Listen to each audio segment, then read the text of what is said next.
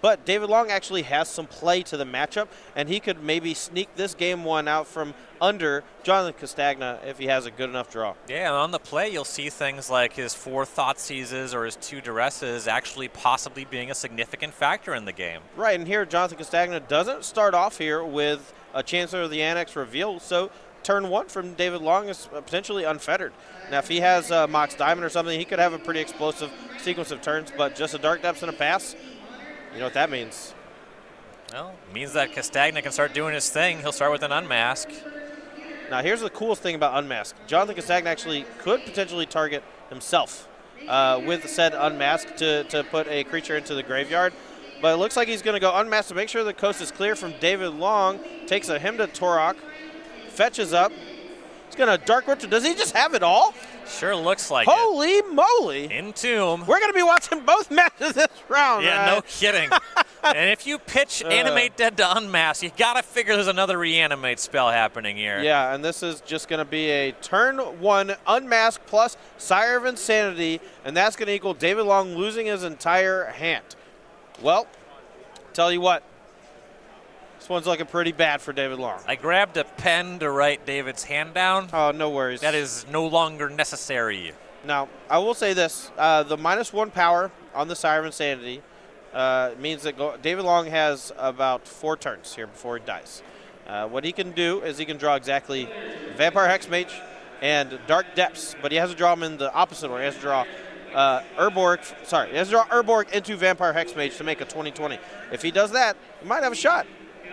Well, this turn was just discarding Crop Rotation. He's at 15. Now Sire will knock him down to 10. Castagna keeps drawing Faithless Looting, which is essentially just a mill myself for 2, looking for a land to play to potentially rebuy after, if anything happens here. But it looks like this game is over. Yeah, I think Castagna would like to put a Gristlebrand in the graveyard off that Faithless Looting so he can draw Reanimate. Sure. But Long's just going to keep drawing and discarding. He's at 5 now. Yeah, I think David knows that this matchup is a bit tough, but this turn 1 draw from Castagna was sick. Did not take long to wrap that one up, and John Castagna up a game over David Long. Yeah, the game was so fast, we don't even have sideboards ready for y'all, so we're just going to go over them. We have them pulled up on our iPads here. All right, so from David Long's side, what's he got to work with, and what do you think he's going to be bringing in? This is a sideboard here, and you can check it out on Cardboard Live, the little extension on the side of your screen. Of course. David Long has 2 Pithing Needle, 2 Assassin's Trophy, 2 Surgical Extraction, a Gaddock Teague, 2 Liliana the Last Hope, 2 Green Sun Zenith, 3 Hymn to Turok, and the Dryad Arbor. All right, so, I think Pithing Needle is okay. Names Gristlebrand, kind of slows down the more fast draws from the Rakdos Reanimator deck. Gives you some time. It's not great, though. Aside from that, the Assassin's Trophy can knock off one of the big creatures or potentially just knock off the Animate Dead if that is what he hits. But the money is going to come from Surgical Extraction out of the sideboard. That's going to be his bread and butter. It's free. It allows him to fight through Chancellor of the Annex pretty well. And as long as Castagna doesn't have a discard spell, it's going to be quite strong at stifling his potential early combo. Yeah, a couple nice ways to slow the game down, try to disrupt the Reanimator player are there. And then over for John Castagna, what is he bringing to the table? This sideboard looks like 2 Magus of the Moon, 3 Pack Rat, 2 Assassin's Trophy, Eldritch Norn, Grand Cenobite, Iona, Shield of Emeria, 2 Collective Brutality, and 4 Reverent Silence. So Reverent Silence is the sideboard card that helps fight things like Rest in Peace or Leyline of the Void. And alongside the Bayou that's in Castagna's deck, he also gets to play it for free, which is pretty strong. 3 copies of Pack Rat gives him an alternate route to victory that doesn't actually rely on the graveyard and might be better than something like Stronghold Gambit that we see pretty regularly out of these Rakdos Reanimator decks. Assassin's Trophy is kind of a catch-all. Not sure I love it. It can potentially bust up the combo. But both players know each other's deck lists, and he knows that David Long's primary ways to interact with the graveyard are from the hand, either 2 copies of Surgical Extraction or the Bajuka Bog plus Crop Rotation. So we are playing Legacy this weekend, though. Next week, all across the country, you can check out Star City Games Regional Championships for Season 1, March 9th. That's going to be Saturday. This is the modern format, the People's format. Yeah, and that is next weekend. So make sure to set your calendars, and you can go to go.scgames.com/regionals and check out the one nearest you. And if you sign up, you get a free exclusive playmat as well as a token, that Andrew Jessup token, as well as the Angel Creature token. These are pretty sweet. But that playmat, the full art version of that Angel, it's pretty sweet. It's like a flapper Angel, I guess. That's the joke.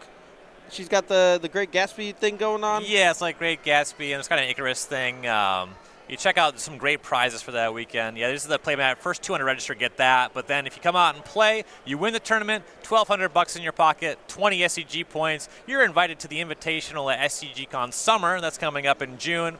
$600 for second place. You see the prizes go down from there, but a lot of cash will be given out at all of these events. I gotta say, and top 8 all qualifying for the Invitational. That's not something you see in a lot of the tournaments that Star City Games runs. Our opens are basically the only other ones that qualify the entire top 8 outside of regionals. Plus, the points are there. 20 for first place is a huge boost. And since there is no open that weekend, there's just the regional championships, you're going to have all these really strong players perhaps coming to your local scene trying to take that top spot, and you might be able to knock them off. Yeah, so check out the location near you. I know I personally will be out playing the Dreamers, the Minneapolis Regional Championship. Did you go out? You going out to regionals, Todd?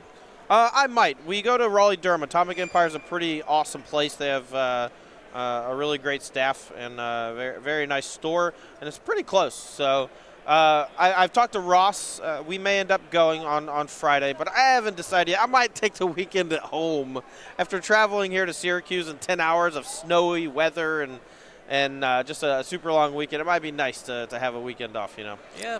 Fairly busy month, the regionals next weekend, and you and I are back on. We have a show the weekend after. Yeah, is that Philadelphia? I'm going to go with Philadelphia. There's really no way of knowing. It's so far out. Yeah. I mean, I plan my life literally 1 week in advance. I go to the dry cleaner on Tuesday, before an event. I pick it up on either Wednesday or Thursday, fly out or drive out on Friday. I barely know what day it is. Someone told me yesterday it was March.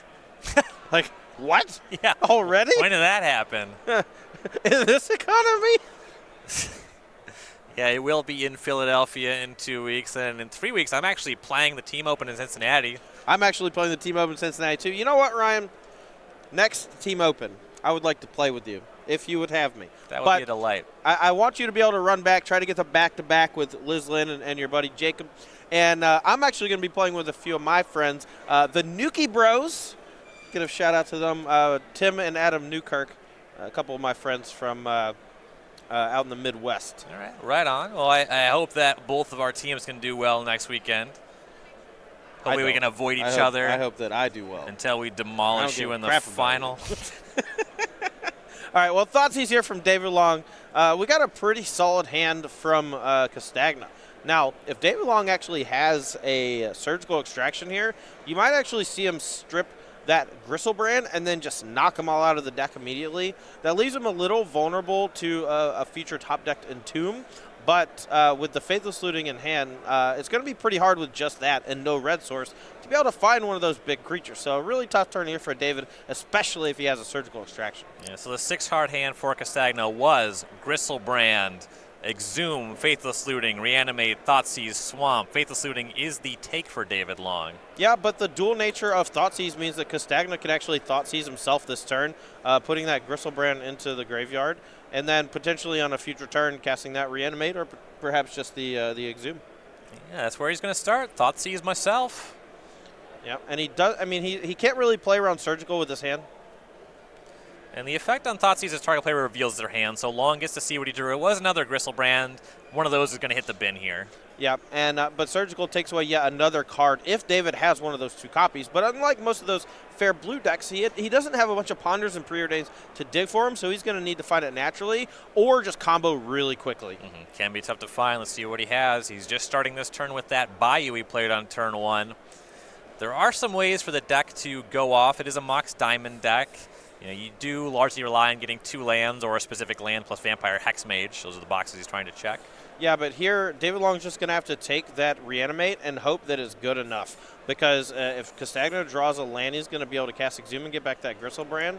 and it doesn't look like he has the answer in hand right now. But I could be wrong. He could have crop rotation, but a Bajuka Bog. Now, Natty Bog. Naturally drawn makes that pretty solid here. Castagna wasted basically his entire first turn, a Thought Season, a card from hand. That's what the amulet players call that, the Natty Bog. The Natty Bog? Takes it down. Castagna, though. I thought that was the nickname for Syracuse.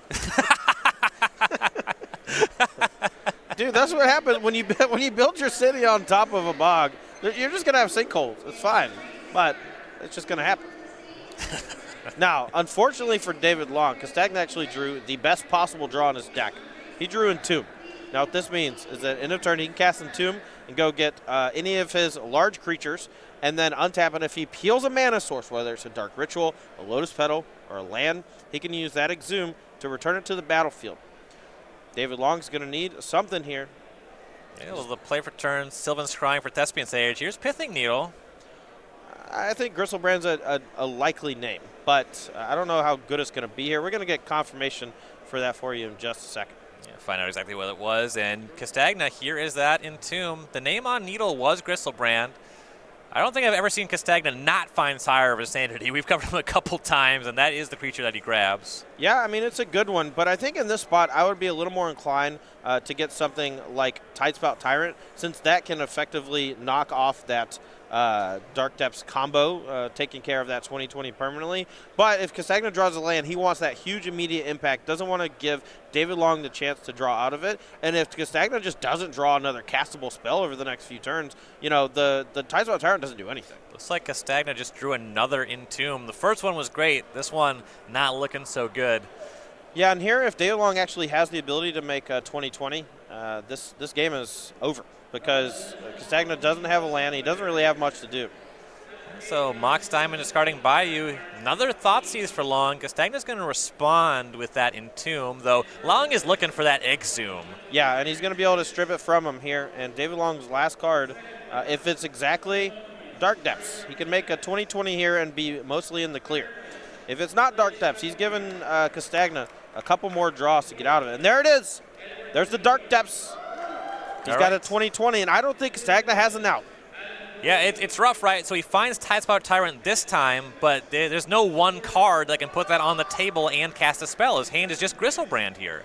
Right, and he doesn't even have red mana to cast something like Faithless Looting, and he just draws another Entomb, a useless Entomb in that spot, and that's all she wrote. David Long taking down game 2, going to even it up here. Yeah, things tied up here, though. This is going to be the first game that Castagna will be on the play.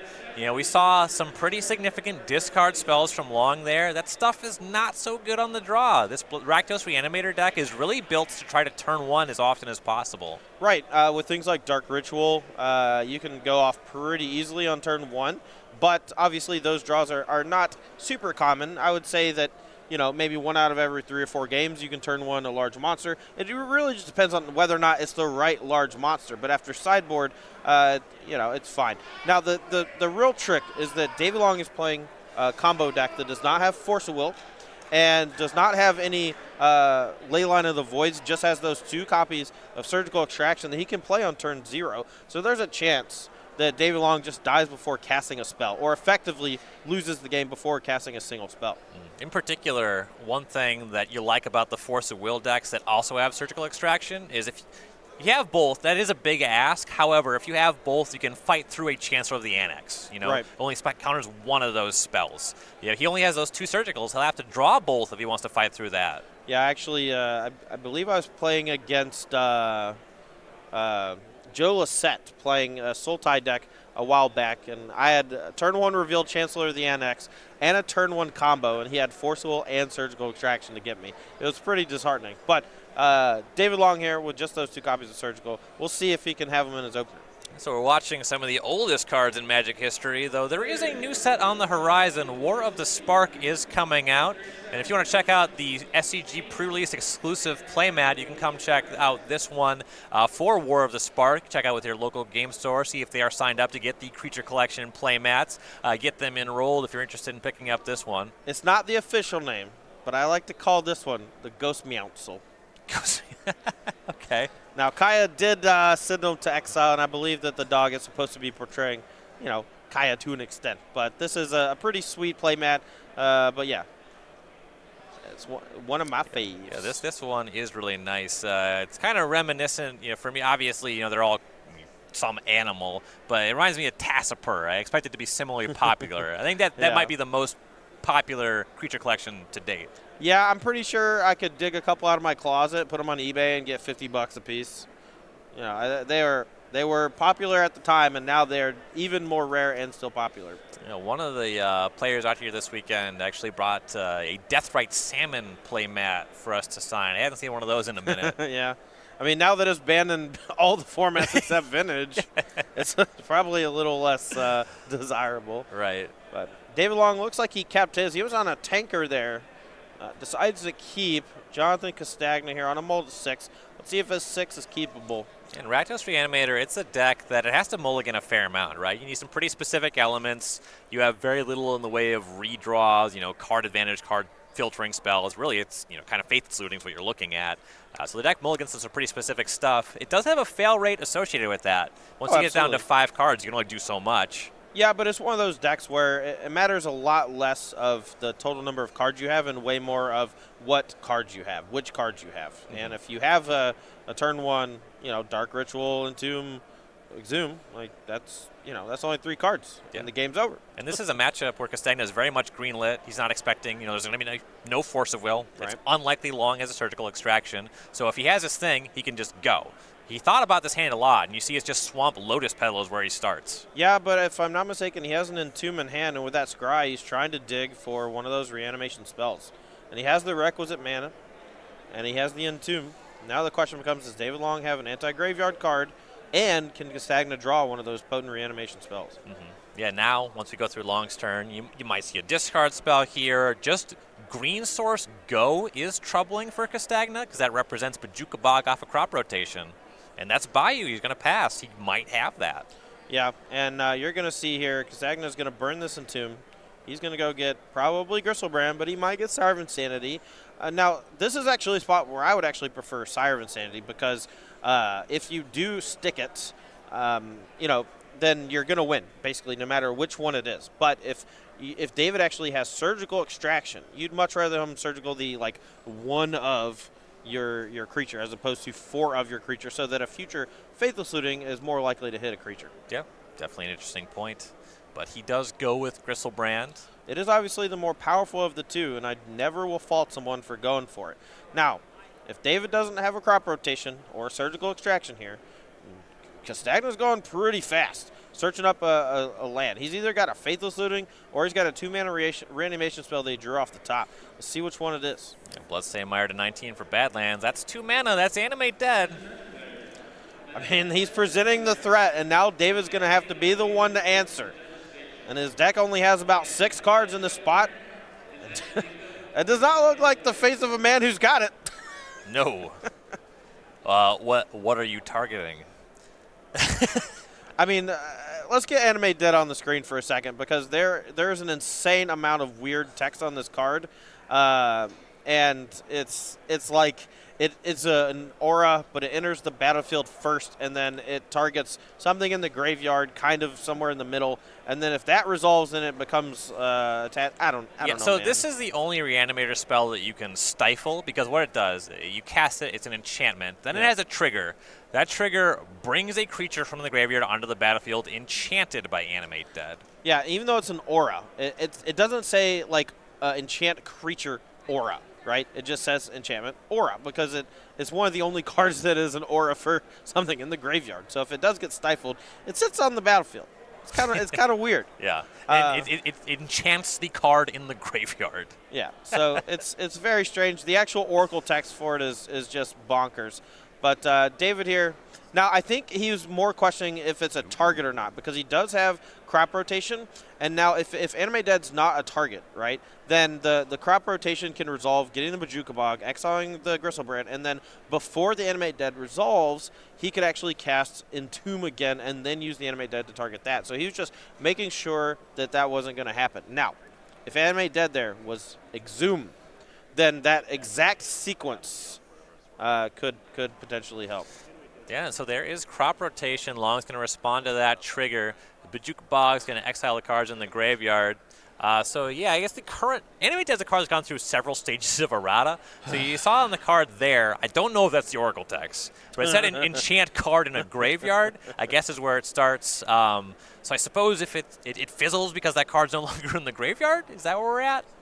I don't even know or care. It's extremely insignificant, and it might change by the next time you think about it, even if you know it.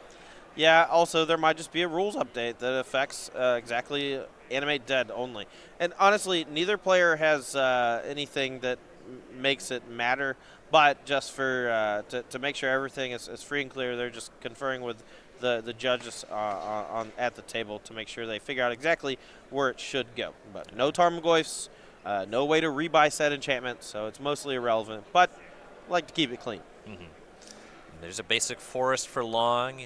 Tapping that Bajuka Bog perhaps has one of those discard spells. Yeah, and I think he's going to go for it, but Castagna here has Lotus Petal and another Entomb. Ooh, it's Pithing Needle. Never mind. Castagna's thinking about responding to that. Now, Pithing Needle can't shut off mana abilities, so you're not pressured to sacrifice the Lotus Petal here. That is true. That Pithing Needle is 100% just going to name Gristlebrand. It's the only card that he really cares about. So there's no response here. My name's Packrat, but I doubt it.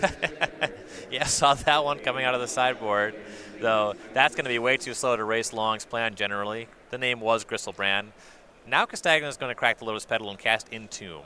Yeah, and he's going to do this during the end step off of that Lotus Petal. And he's doing this. The shields are mostly down for David Long if he doesn't have Surgical Extraction. He's only got one copy of Bajuka Bog, and he's already used Crop Rotation to go get it. So there's no real fear of another large creature here. Another interactive spell. So if he's able to dodge the 2 of Surgical Extraction, and he peels a 2-mana Reanimate spell, or even 1-mana Reanimates off the top, we're going to be in good shape with that Sire of Insanity, eating away David Long's entire hand. Yeah, the best craw worm ever printed enters Castagna's graveyard. And that's the thing. Sire of Insanity is pretty great here, just because Gristlebrand's locked down. It's just a 7-mana, 7/7 flying lifelink. That's it. Just a normal Magic card. The judges come back from the conference, and we have concluded that Animate Dead fizzled on resolution. After much deliberation. And I want to say this is a Collective Brutality being cast by Castagna. That's what it looked like to me. And David Long, if he has a Crop Rotation, may fire it off here just to make sure he gets like Dark Depths onto the battlefield or Thespian stage.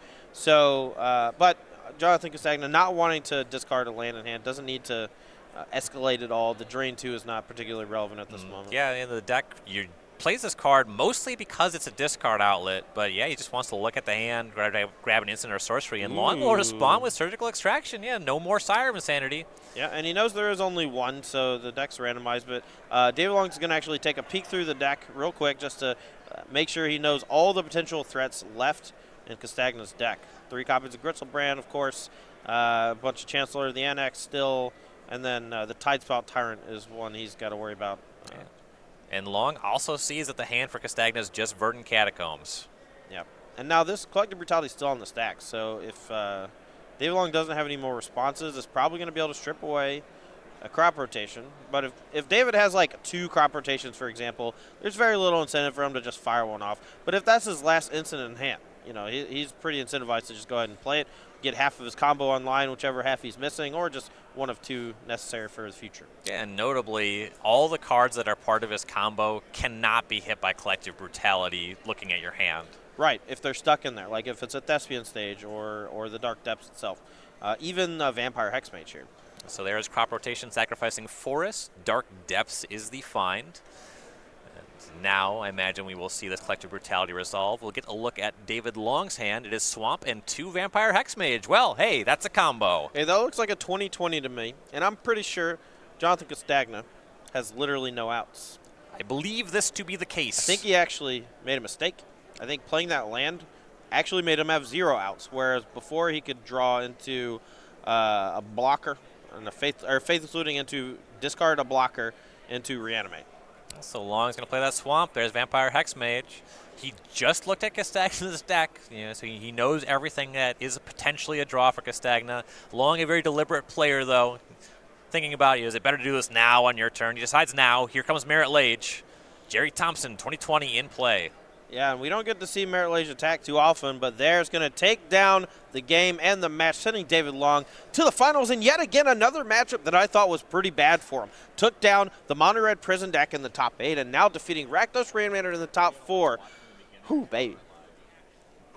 Yeah, so David Long, every time we cover him, it seems like he's playing this matchup where I know I personally couldn't play it to save my life. Yeah, on paper, it looks like he's behind. He's playing just a slower combo deck, and he just navigates it tremendously, and he's on to the finals here. Yeah, I mean, it doesn't hurt that you had, your crop rotation of Bajuka Bog and surgical extraction against the Reanimator deck. But at the same time, I don't want to take anything away from David Long. He played that game very well, but it also helps when you draw your sideboard card. Step number 1 to drawing a card.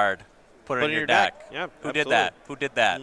Both players. David Long put the right cards in his deck. Sure. Then he drew them. That's all it is. All right. Well, we are going to be able to watch the other semifinals match. That is going on right now, but we're going to be watching it from the beginning thanks to that time-shifted feature match. Never mind. Okay. Never mind. Update. Rich Cali actually pulls off the upset against Harlan Fear. Fear just won that match against Austin College. Rich Cali said